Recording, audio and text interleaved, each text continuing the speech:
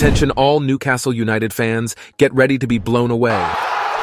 Reports have emerged that the Magpies are refusing to give up on securing the signature of Tino Livramento and are set to make one last offer for the talented young defender. But wait, there's more.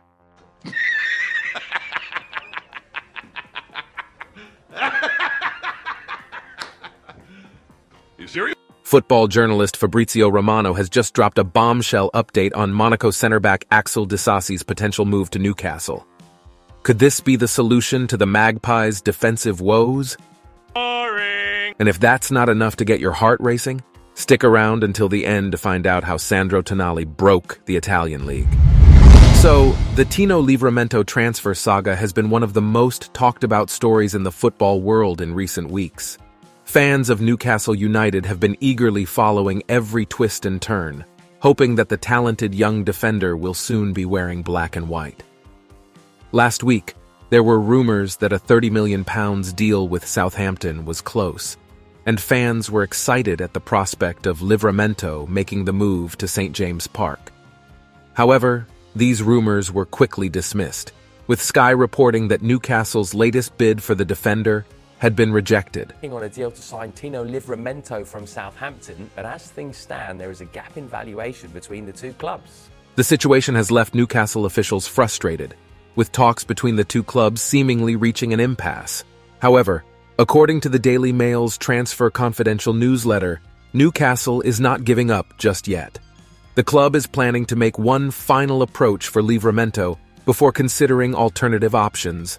This news will no doubt be music to the ears of Newcastle fans, who are hoping to see Livramento in black and white soon. Livramento is a highly rated player, with Theo Walcott describing him as very clever. Newcastle clearly sees something special in the young defender, and they are not willing to let him slip away easily. Moreover, Livramento himself is said to be desperate to sign for Eddie Howe's side, according to the Telegraph. This is very encouraging news for Newcastle, as it suggests that Livramento is eager to make the move to Tyneside. However, negotiations are far from straightforward.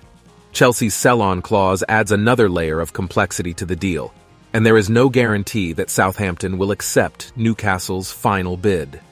Nevertheless, Newcastle is determined to do whatever it takes to secure Livramento's signature.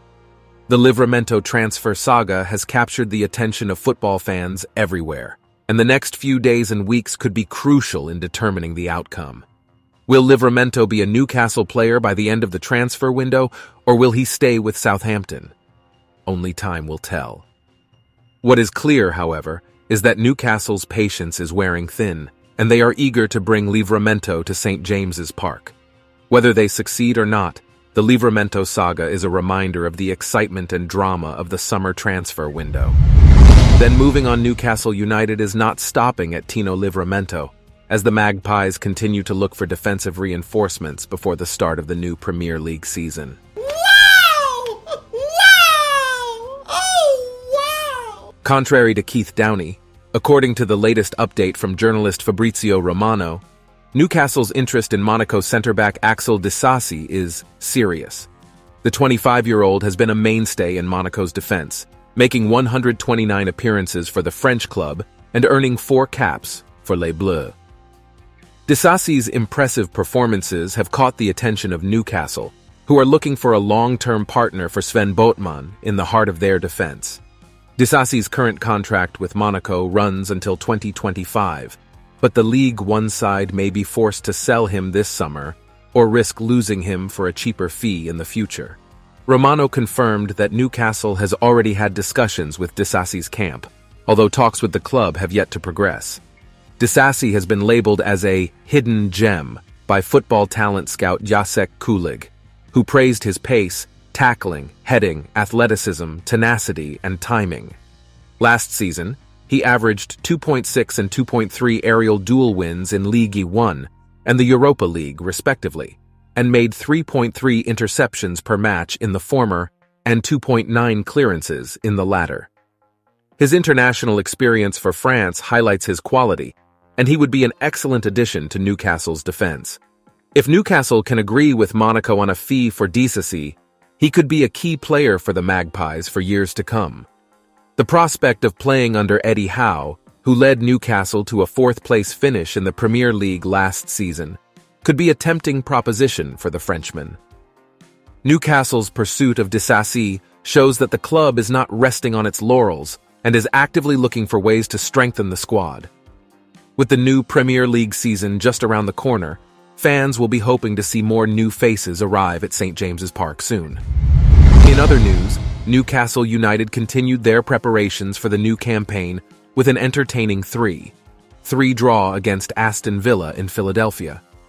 While the result may not have been what we wanted, there were plenty of positive takeaways from the game. One player who stood out during the game was Newcastle's Elliot Anderson. The midfielder has been in fine form this summer, with 2 goals and 3 assists to his name in the 3 friendlies played so far. Anderson was one of the few Newcastle players to start all 3 games, and his skill with and without the ball was on display against Aston Villa. The 20-year-old scored Newcastle's first goal with a cool finish, and was involved in the build-up to their second goal as well. Hi, Harvey here. I'm delighted to join this amazing club. I'm looking forward to the US tour. Another positive from the game was the debut of Harvey Barnes. Yeah, we made a late decision to involve him tonight. We weren't sure we were going to. He flew here yesterday, a long flight for him.